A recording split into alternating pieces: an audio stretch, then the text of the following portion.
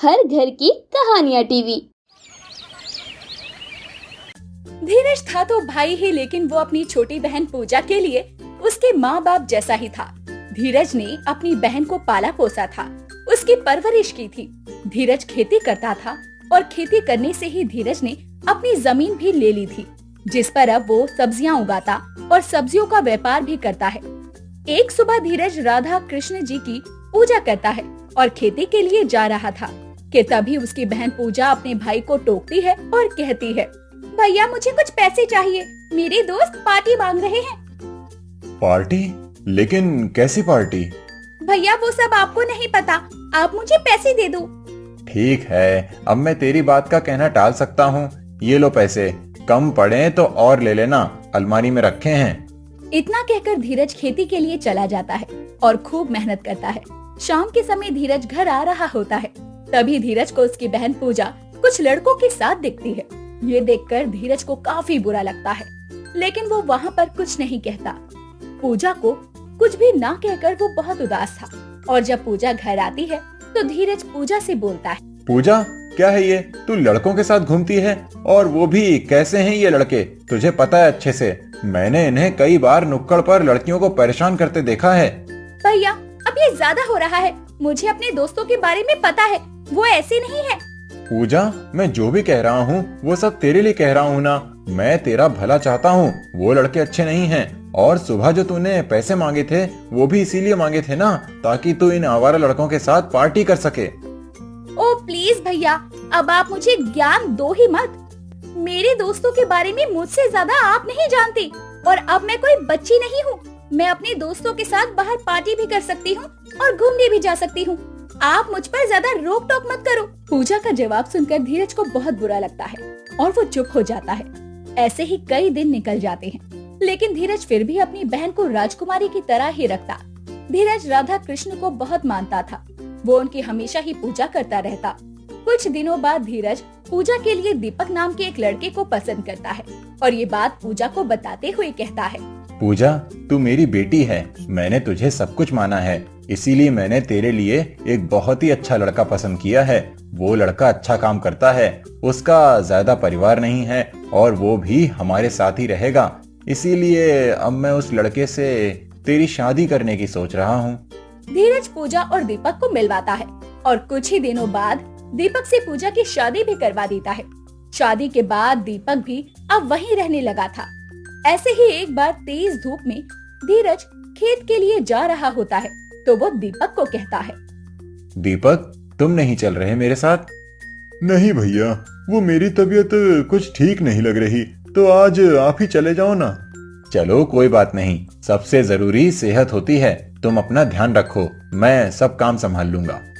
दीपक को मुफ्तखोरी की आदत लग गई थी, और अब वो इसीलिए ही कुछ काम भी नहीं करता है। कुछ दिनों बाद धीरज की गैर मौजूदगी में दीपक पूजा से कहता है, पूजा, तुम्हारे भाई ने तो अब तक काफी कुछ जमा कर लिया है, और मैंने सुना है कि गांव के बाहर उसने कोई बड़ी सी जमीन भी ली है।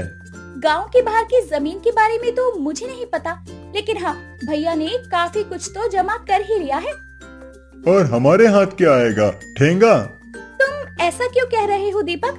भैया का जो कुछ भी है वो सब तो हमें ही मिलेगा ना? तुम्हारे भैया को देखने के बाद ही तो बोल रहा हूँ कि हमें कुछ नहीं मिलने वाला है। और पूजा, मैं तो यही कहूँगा कि हमें जल्दी से जल्दी भैया की सारी जमीन सब कुछ अपने नाम कर लेनी चाहिए। अरे जरा अपने भविष्य के बारे में तो सोचो। ये तो तुम सही बोल रहे हो, लेकिन हम ऐसा क्या करेंगे जो भैया हमें सब दे देंगे? तुम्हारे भैया बहुत चालाक हैं, तुम्हारे नाम से कुछ नहीं लिया उन्होंने, इसीलिए तुम्हारे नाम कुछ नहीं करेंगे। हमें चालाकी से ही सब हथियाना पड़ेगा उनसे। चालाकी से? लेकिन हम क्या करेंगे ये तो बताओ ना। देखो, हम ऐसा कर सकते हैं कि भैया के खाने में नशे की दवा मिला देंगे, जिससे उन्हें नशा हो जाए, और उनके नशे में होने का हम फायदा उठा लेंगे, सब कुछ अपने नाम कर लेंगे। हाँ, ये सही रहेगा। पूजा दीपक के साथ मिलकर धीरज को नशे वाला खाना खिलाती है, और जब धीरज को नशा होता है तो वो दोनों सारी जमीन जायदाद पर धीरज का अंगूठा लगवाने लगते हैं। पूजा, जल्दी करो, हमें ये सब कुछ अंगूठा लगाने के बाद कोर्ट में भी जमा करना है। दीपक और पूजा सब कुछ अपने नाम करवा लेते हैं। धीरज को होश आता है और वो पूजा के पास जाता है। पूजा, मेरा सर बहुत भारी हो रहा है, नींबू पानी बना दे मेरे लिए। भैया, अब ये मेरा घर है, आपका जो कुछ भी था वो सब मेरा हो गया है, इसीलिए अब ये अपने हुक्म आप कहीं और चलाओ और मेरे घर से निकल जाओ। ये क्या बोल रही है पूजा तू? भैया, अपना बोरिया बिस्तर उठाओ और लेकर चले जाओ, आपका सब कुछ मेरा हो चुका है। पूजा धीरज को घर से निकाल देती है, जिसके बाद अब अपना सामान वो उठाता है और वहाँ से चला जाता है। धीरज के पास जो थोड़ा बहुत जितना भी सामान था वो उनको ही बेचकर अपना खर्चा चला रहा था। धीरज एक छोटी सी झोपड़ी में रह रहा था। वो कृष्णा जी और राधा जी के लिए खीर बनाता है।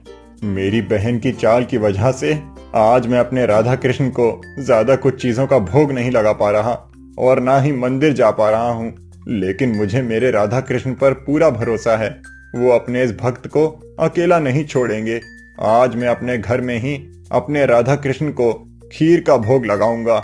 वक्त बुरा है तो क्या हुआ, लेकिन राधा कृष्ण तो अब भी साथ हैं। धीरज वो खीर लेकर राधा कृष्णा जी की तस्वीर के पास जाता है और खीर चढ़ाने के लिए जा ही रहा होता है कि तभी उसके दरवाजे पर पति पत्नी का जोड़ा आता है।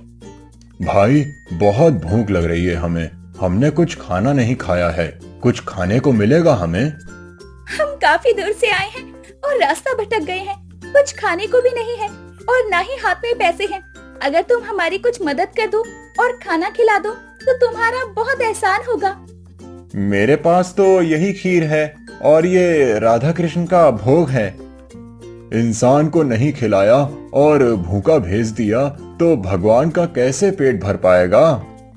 मेरे पास तो बस यही खीर है, अब मैं क्या करूं? राधा कृष्ण को नहीं खिलाऊंगा तो बहुत बुरा लगेगा और घर आए मेहमान को खाली पेट जाने दिया तो पाप लगेगा।